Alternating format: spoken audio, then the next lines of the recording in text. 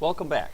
Now that we've talked a little bit about the judicial branch and some of the things that they do and are responsible for, let's look a little bit more closely at how this branch is structured and what the process is when you are moving up through the different levels of the federal court. Now, the very basic, very bottom level of the federal court system is known as the district court. There are 94 district courts in the United States. All right. There is no state that does not have a district court, but some states are so large they will have multiple district courts in their states. Now, when you are dealing with the district courts, you will see judges and juries. Judges and juries in the federal district courts. Okay, and they have what's called original jurisdiction. They're going to be the first to hear these cases. You don't appeal to a federal district court. You just go into the federal district court and have your case heard. They deal with original jurisdiction. Those 4 different reasons why we go to the federal courts. Okay, so there's judges and juries. They have original jurisdiction, and there are 94 in the United States. That's the entry level for our court system. Now, if you have your trial and it doesn't go the way you want, or you think it wasn't fairly decided or wrongfully decided, you can appeal to the Court of Appeals. There are 13 different Court of Appeals in the United States. You can see them shaded with the different colors here. Those different courts of appeals handle appeals from the various district courts. All right, so that not any court of appeals has too much work to do. All right, so they spread the load out a little bit.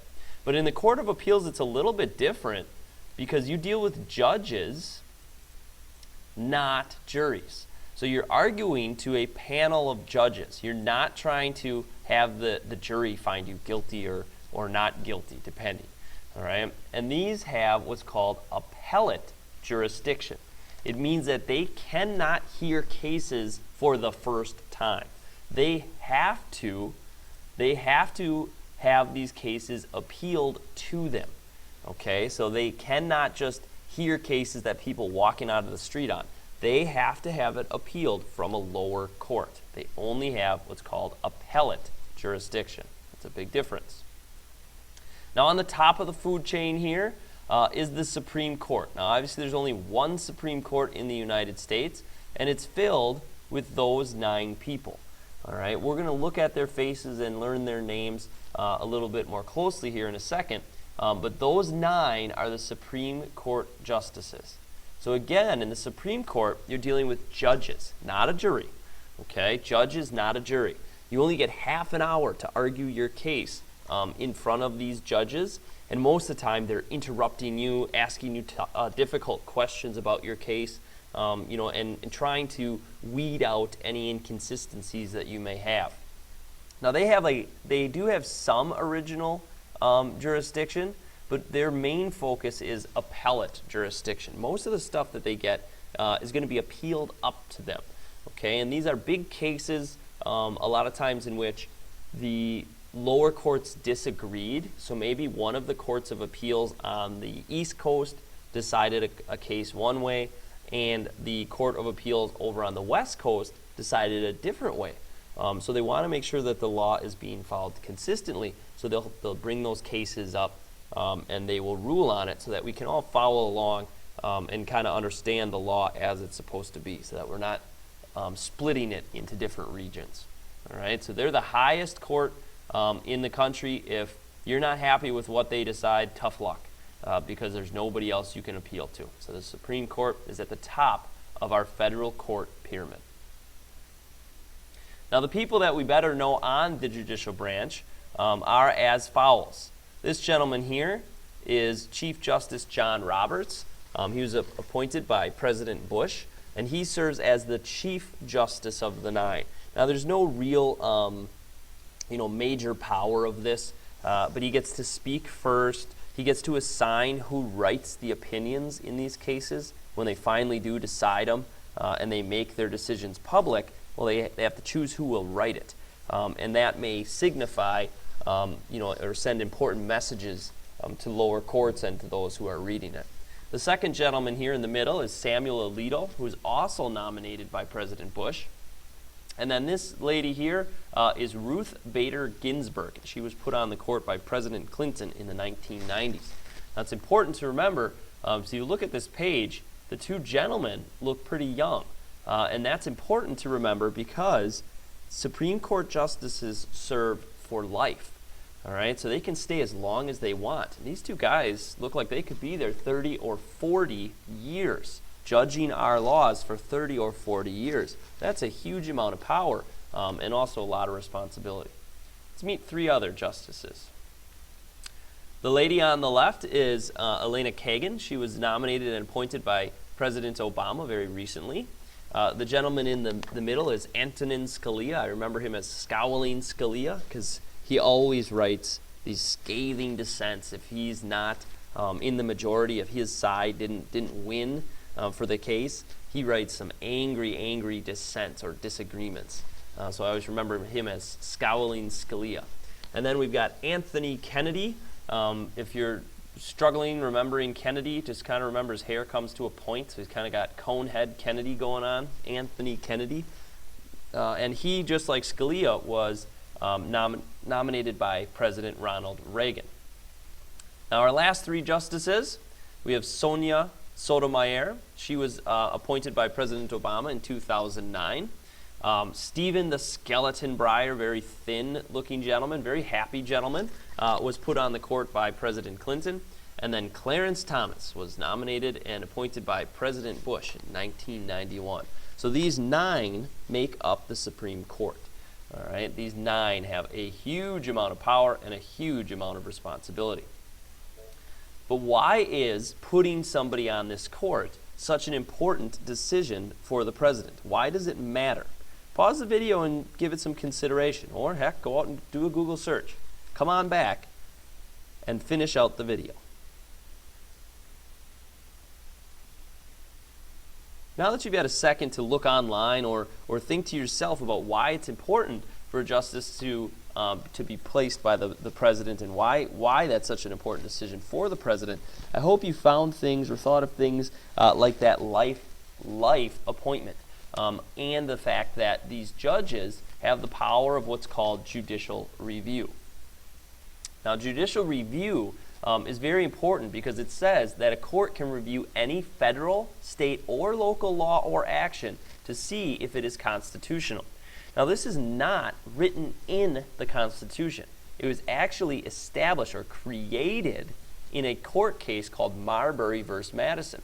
And when Justice John Marshall wrote the decision for the court, he basically said, we, the judicial branch, have the power of reviewing these laws to tell you if they're right or if they're wrong. That's our job. So it's not a constitutional power of the courts, but it's one that they've had since the very beginning, and it's one that everybody in government has more or less accepted as the role of the judicial branch, as the role of the federal courts. Now, the Supreme Court gets lots of different people that ask them to hear cases. Okay, there's usually between 8,000 and 10,000 cases that are appealed to the U.S. Supreme Court. People want their cases heard up there. But of those cases, only 70 to 80 are actually heard. So they don't have to hear all these cases. They pick the ones they want. And remember, there's always going to be that rule of 4. Do 4 justices want to see it? If they do, it'll come up. If they don't, they're not going to hear it. All right? Well, when they are looking to bring cases up, they have some things to consider. Does it relate to the Bill of Rights? All right, so those first 10 amendments to the Constitution, is this questioning some of those? Does it deal with real people? Are real people at issue? You can't bring a hypothetical case to the Supreme Court and say, hey, if this were to happen, would it be constitutional? Okay, they're bogged down enough. They have 8,000 cases to look at. They're not going to look at your fake case. And does it affect the entire country? Or is it just one state, one person in one area? Or is it going to be is it likely going to be followed by the entire country? If it is, they're going to want to hear it. Once they decide that they hear it through the rule of 4, there are 5 steps to deciding a case. There's written arguments that are written out, they're long, they're submitted to the Supreme Court ahead of time, they read them, their law clerks read them, they discuss them. Then they invite the 2 lawyers that represent the 2 sides in for oral arguments to actually talk in front of them. You only get 30 minutes, not 31, not 32, 30. On the dot, 30 and you're done. All right. Most of that time, the judges are, asking you questions, interrupting, discussing things that they want to know more specifics on.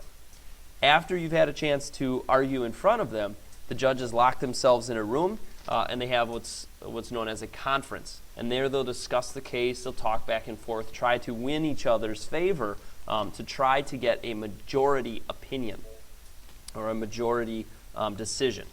Okay, because there are 9 justices on the court, you're going to have 5, 4, 6, 3. There's not going to be that even number. Okay, so there's going to be a decision one way or the other. Now, once they've conferenced and they've decided, they're going to write what's called an opinion.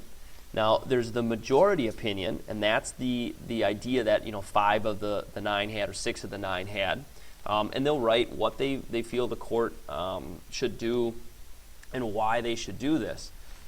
But you can actually write what's called a concurring opinion. If you agree with the majority's decision that something was constitutional or was not constitutional, but you didn't get there or you didn't arrive there through the same kind of thought process, you can write a concurring opinion that explains your thought process, but it still ties into that majority decision. And then the last one is dissenting. The dissenting opinion disagrees with the concurring opinions and the majority, and they say, hey, this is wrong. You're deciding it the wrong way, and here's why. And it's important that they write these because in the future, the makeup of the court might change, and they might review a case just like this one that they decided today and say, hey, look, back in 2015 or 2016, these justices, they dissented, and here's what they thought. And I think that was more correct than even that majority opinion. So it might flip the law over. And the last thing is the announcement. You got to make it public. Otherwise, people have no idea what you've decided and how they should follow the law. All right? So this is the introduction to the judicial branch, the makeup of the judicial branch, and what their responsibilities are as the interpreter of our nation's laws.